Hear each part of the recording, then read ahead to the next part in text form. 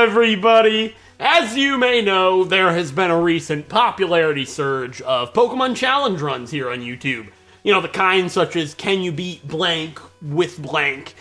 And as you may know, my whole channel revolves around Pokemon challenge Let's Plays, so you know I've been wanting to get in on this for quite some time. However, I wanted to come up with something different and unique that nobody else is doing here on YouTube. There's nothing wrong with the solo runs that people have been doing. I even have a couple of my own that I have planned that could be pretty entertaining.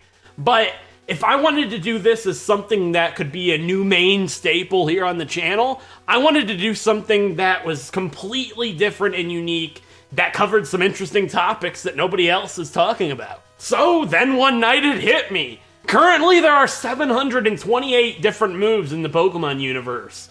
Why has nobody done single move challenge runs before?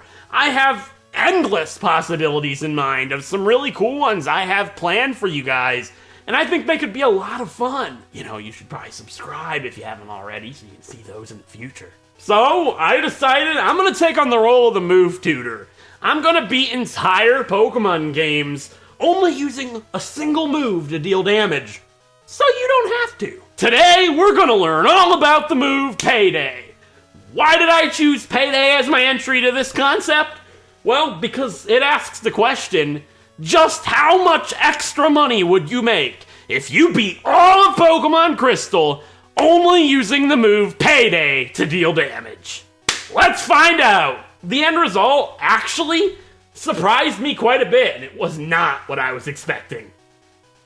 To start off, let's go over the rules I'll be using for this run, along with a brief history of Payday and how the move works. During this playthrough, I'm only allowed to deal damage to my opponent using the move Payday, the only exception being the first rival battle, as I can't trade beforehand. This means I am allowed to use non-damage dealing moves. Payday is a 40 power, normal type attack introduced all the way back in Generation 1. When you use the move Payday, it does damage and then scatters coins on the ground with a value equal to twice the user's level for each time it is used. This effect is 5 times the user's level from Generation 3 and onwards. For example, if a level 20 Meowth uses Payday once in a battle, you will pick up an extra 40 Pokédollars after the battle is over, and it would be 100 Pokédollars anytime after Generation 2. If your Pokemon is holding the Amulet coin, it will double the amount of coins picked up. However, for this run, I won't be using the Amulet coin. We can double the end results to see what we would have gotten if we did. The purpose of this run is to see how much extra money we would get if we completed Pokemon Crystal. And for this reason, I must hunt down and defeat every single trainer in the game. We want to be as rich as possible, right? However, for consistency's sake, any wild Pokemon won't be attacked with Payday, and instead will be knocked out with another attack, or just ran away from. Because of this, our mother won't be saving our money, as she tries to spend it. And I also won't be rematching any trainers, of course, as I would like to aim for a consistent number. And to make this a little more challenging, I won't be allowing the use of any healing items in battle. X items and held items are perfectly fine. And I'll also be doing the run with a single Payday user and playing on set at all times. I also may not sell any items. All of the money generated will be solely from trainer battles and Payday. I am allowed to purchase items to help me along my adventure, but anything I spend will be written down and added to our final count. And lastly, our run comes to an end after we have defeated Red. With all that out of the way, it's time to jump into this run. If you'd like, pause the video and comment down below before watching and make a guess on how much money you think we will get solely from Payday. Because I like to do all of my challenges as legitimately as possible, I will be playing on a real Nintendo 3DS capture card, on a copy of Pokemon Crystal on the Virtual Console. This means I can't hack a Pokemon in with Payday from the start, so the first rival battle will be done with my starter, immediately trading it away for the Payday user I have prepared. I start my adventure as a young boy named Victor and pick a Chikorita named Pearl. I surprisingly made it all the way to Mr. Pokemon's house and back to Professor Elm's lab in a speedrunner's dream without a single encounter the entire stretch. I name our rival Sheldon and tell our mom very sternly to not save our money. And now the run really begins, as I send our Chikorita Pearl away for a level 20 Meowth named Eugene. Because I'm doing this as legitimately as possible, level 20 is the earliest I can have the move Payday on a Meowth in Generation 2, not counting transferring it from Generation 1. However, trust me, I pay for this later. I suppose this is as good of time as any to tell you what my options were for Payday. It kind of surprised even me. Payday was technically the signature move of Meowth and Persian in Generation 2, however a lot of Pokemon can learn it via Generation 1's TM. But even more strangely than that is that Hoppip can learn it via breeding. Hoppip.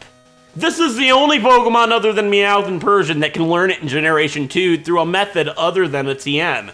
Purloin later would also join this group. It is worth noting, though, that for Hoppip to get Payday, you would need to breed it with a Pikachu or Raichu that knows it, requiring use of the Generation 1 TM regardless. Because of all this, I chose Meowth, as it's also the main Pokemon you think of when you think of the move Payday. So the main issue with wanting to do this legitimately is we're gonna have to deal with obedience.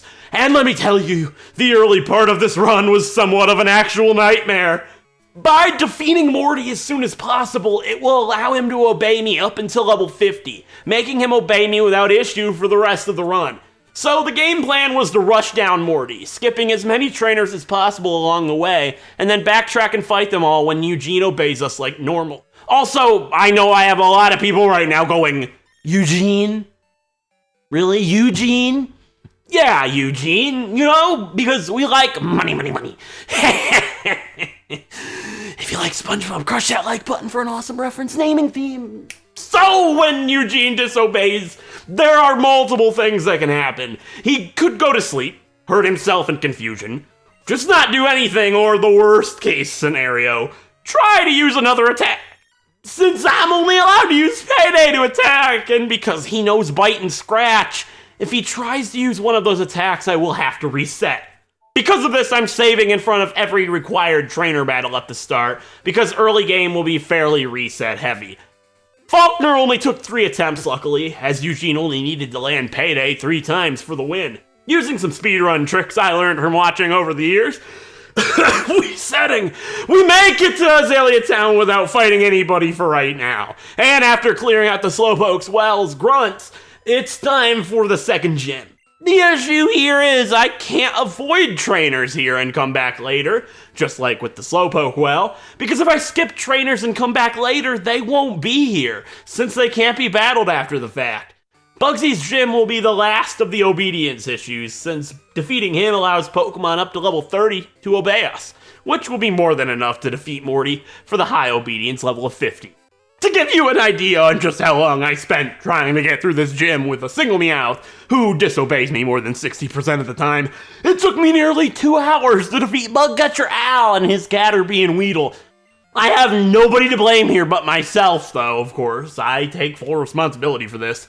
I could have deleted Scratch and Bite before trading him over, but I did not think of that. So, after seeing how much time Bugcatcher Al took me, I fear it would take me hours to defeat Benny and his Beedrill. However, I got insanely lucky getting a critical hit twice in a row, one-shotting his Kakuna and Beedrill, saving me potential hours of misobedience pain. So all that remained now was Bugsy. It can't be that bad, right? Right? Wrong!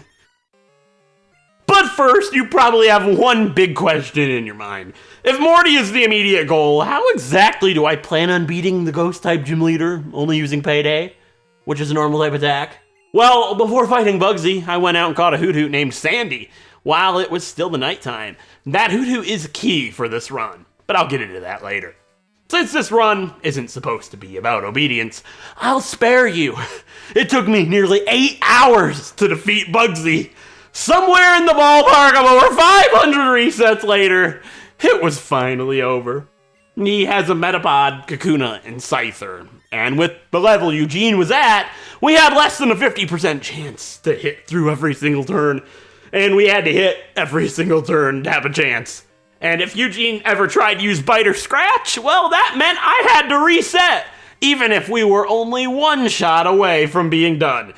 It was an absolute nightmare, I'll tell you that much. But with him out of the way, we shouldn't have any more obedience issues from here on out. Upon leaving Azalea Town, our rival Sheldon comes at us, this time with a new friend of his, a Ghastly. Payday doesn't work against Ghost-type Pokemon, but that's where our newly caught Hoot Hoot Sandy comes into play. She knows the move Foresight, which identifies Ghost-type Pokemon, allowing them to be hit with a normal-type attack. After she identified his Ghastly, Eugene made quick work of the rest of his team, and we made our way straight to Goldenrod City. Also, apparently Meowth can't learn Cut? Okay, so since it was the daytime, I went back to the Union Cave, caught a sandshrew named Patrick to help us with the trees along the way. I grabbed the Quick Claw in the National Park and gave it to Sandy just in case for the future, and avoided every trainer along the way once again. Don't worry though, we'll come back for them all in due time. Before we can reach Morty, we have to take on Whitney. Once again, this is a gym, so I can't avoid the trainers and come back later. I have to clear them all out first, which I do, and then take on Whitney. With Eugene obeying us, it was a lot more straightforward than Bugsy. This is just a simple game of wait until rollout misses. Or so I thought. Apparently it was a game of get lucky with critical hits, because after about 20 attempts, I managed to defeat Whitney, get the badge, and the squirt bottle. I run away from the Sudowoodo since it's a wild Pokemon and I'm not using Payday on those, and enter the Burn Tower. We have one more fight on our hands before Morty goes to the gym. We have our rival Sheldon once again. His Ghastly, now a Haunter, has some new tricks, being Curse and Mean Look. Since he only has one Ghost type, these moves don't matter for now, but they will inside the gym. On our third attempt, everything that could go wrong went wrong. Sandy was Mean Looked and forced to faint, and Eugene was hit with Sonic Boom twice, and was confused, forcing me to switch into our Sandshrew Patrick to be knocked out. Then the Zubat used Confuse Ray, and I knew it was all over. So, ready to reset, I just waited it out, and Eugene managed to hit through Confusion every single time, and just barely managed to defeat his Quilava. And for his incredible effort, he hit level 28 and evolved right after. Now it's time for the Ecruteak Gym. Every Pokemon in this gym is a Ghost type, meaning they all need to be hit with Foresight first. But if at any point Sandy gets Mean Looked with Pokemon still remaining, I will have to reset. The first trainer had 5 Pokemon, but most of them spammed Curse and knocked themselves out, giving Eugene no experience, which was great because we were still trying to keep him below level 30. Luckily, the other trainers didn't have as many Pokemon and went very smoothly, leaving only Morty to take on, with Eugene thankfully still obeying us. For this fight to win, we need Sandy to never be hit with Mean Look, and Eugene cannot be put to sleep. After a little over an hour, the stars aligned and everything went perfectly. Gengar missed Hypnosis multiple times, allowing Eugene to finish it off once and for all, leaving only his final Haunter. I switched back into Sandy for one last Foresight, and it uses Mean Look. That's fine, I'll just let it knock Sandy out and we'll finish this up. What? It doesn't have Curse? Why? Every other Haunter has Curse! So I was kind of stuck. But there was no way I was doing another hour of Prey Hypnosis misses. So I do what I do best. I PP stalled it and had it knock Sandy out with struggle, finishing Morty off, and upon getting the Fog badge, Eugene will now obey us up to level 50, or until I get the Storm badge. So now we're good to go back and clean all the trainers up that I had skipped. To spare everyone, I'm not going to cover going back and fighting everyone. Don't worry. But to make cleanup a little easier, I went and took out the Kimono girls first and got the HM for Surf. I then made my way quickly over to the Lake of Rage and caught the Red Gyarados for a Waterfall user later on. But the main reason I did this was to get the Red Scale. By taking this back to Mr. Pokemon, we get the experience share, which I give to Sandy. I wanted to get him to a decent level for all the future Ghost-type Pokemon.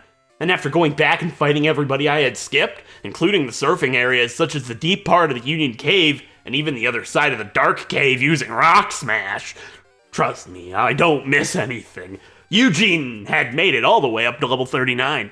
I explored the lighthouse, grabbed the HM for strength, and surfed to CIANWOOD City. Sandy evolves and I remove the experience share at level 30, which should be good enough for the remainder of the game. I grab the secret potion and fight every single trainer from Ecruteak to CIANWOOD, leaving Eugene at level 44. North of CIANWOOD City, we find mystical man Eugene once again and beat Eugene with Eugene very easily, and then make our way for the gym. I was pretty concerned this would be a fairly difficult fight, seeing as it's the fighting type gym. However, we were able to one-shot almost every one of the gym trainer's Pokemon, making me a bit more comfortable for Chuck. Chuck's signature move is Dynamic Punch, the strongest fighting move in the game. It has a 50-50 chance to hit, but if it does, it'll confuse you on contact, if we even survive it, that is. He only has 2 Pokemon, however, and his Primeape goes down in 2 shots using Leer in the process. I switched to our Sandshrew Patrick to get rid of the Leer that it had used, and Payday is going to be a 3-hit KO for his ace Poliwrath. But he used the move Mind Reader. This ensures the next move will be a hit. This is his strategy with Dynamic Punch. But I go for it, and shockingly, Eugene takes the punch very well, and risking the confusion, I go for it, hitting through and beating Chuck on our first try. With Eugene now obeying us forever, I grab the HM for Fly outside from Chuck's wife and give Jasmine the secret potion at the lighthouse. I doubt our abilities to beat Jasmine right now, but I go inside the gym anyways, with no gym trainers, and try. She uses Steel types, which resists the weak Payday, meaning it could take a long time. And without being allowed to heal in battle, it may just not be doable right now. However, to my surprise, I got quite lucky. I gave Eugene this game's equivalent to a Cherry Berry, and her Magnemite missed me all but once, only leaving her Steelix to remain. Payday does virtually no damage to Steelix, and it is able to knock us out before we could knock it out. But then I have an idea. Her signature move is Iron Tail. This is a very inaccurate move with 75% accuracy, so I switch to Sandy and use Flash until Sandy faints. This will make it a lot harder for her to hit me, giving Eugene the chance to use Screech 3 times, allowing Payday to 3-shot the Steelix. Everything lined up and we get our 6th badge, being the Mineral Badge. I take this time to head back to the Slowpoke well and use Strength to get the King's Rock, which I give to Eugene, and during this time I change my clock to the correct time to go fight every single trainer in the game that can only be battled at night and in the morning. I also clear out all the trainers from Acritique to Mahogany, only leaving the Rocket Hideout in Mahogany to go before we can fight Price. The Hideout has a lot of grunts to fight, and they have statues of Eugene all over the place, which is a weird flex, but okay. These statues send grunts at us to make money out of, which is pretty cool. And they can be turned off, but I want to fight everybody again. So I interact with all the statues first before turning them off. Clearing through the Hideout in its entirety, we have to knock out 3 Electrode. Once again, since these are wild Pokemon, I knocked them out using something other than Payday, since I can't run away from them like I did with the Sudowoodo. I enter Price's gym, taking out all the trainers and Price, which went very smoothly, and then head for the Rocket Hideout in Goldenrod, clearing out the radio tower and the underground, including our rival Sheldon once again. We get the Clear Bell, which at the Tin Tower is used to fight the mascot legendary of Pokemon Crystal, being Suicune. Just like with the Electrode, I knocked it out with something other than Payday, since it's a wild Pokemon after all. This allows us to head to the east side of Mahogany Town and through the ice path to Blackthorn City. Being in the 60s, by the time I take out all the gym trainers, Claire went incredibly well. But it could have gone wrong if I didn't get lucky. Eugene, holding the King's Rock, actually managed to flinch the first 2 Dragonair and crit the 3rd. I almost did the entire fight without taking any damage, which clearly made Claire quite mad because I had to go to the Dragon's Den to get my badge after all. Now that I can use Waterfall outside of battle, I head inside Mount Mortar again and fight the few trainers locked behind Waterfall inside, and clear out the long stretch of trainers from Blackthorn to New Bark Town, all the way to Victory Road. With one final rival battle under our belts, we have defeated every single trainer in the entire Johto region. Eugene is now at level 71, and it's time to take on the Pokemon League. I was able to take Will down with no problems at all, and the same can be said for Koga and Bruno, with the real roadblock being Karen. She has a ghost type in Gengar, meaning Sandy will need to identify it with Foresight. The problem with my first attempt was her Vileplume paralyzed Eugene, slowing him down, allowing Gengar to use Destiny Bond and drag us down with her. But after a couple more attempts, we managed to get everything to go our way, and funnily enough, her level 45 Gengar wasn't able to one-shot our level 10 Sandshrew with Lick. I know it's a bad move, and physical in this generation, but really? Maybe a future challenge? And now you get to see Persian sweep Lance, the Dragon Master, with a move almost as weak as Tackle. And with that out of the way, it's time to tackle Kanto. Just like with Johto, you guys know the drill by now. However, I figured I'd make it interesting. I'm gonna defeat every single trainer in the entire Kanto region, and then we'll fight each gym back to back to back. Sound good? Great. Hold my soda pop and I'll be right back. Alright, I'm back. We've beaten every single trainer in the entire Kanto region, including the final rival battle inside of Mount Moon. Throughout all of that, Eugene has reached level 87. Now, all that remains is the 8 gyms of Kanto, and the gym trainers that reside inside. Time to take on Brock. Brock was actually pretty close, and probably one of the harder gyms we have left, since all of his Pokemon resist Payday, and the Sandstorm his Onix setup was doing a lot of damage. Luckily, I was able to preserve just enough HP to secure the win.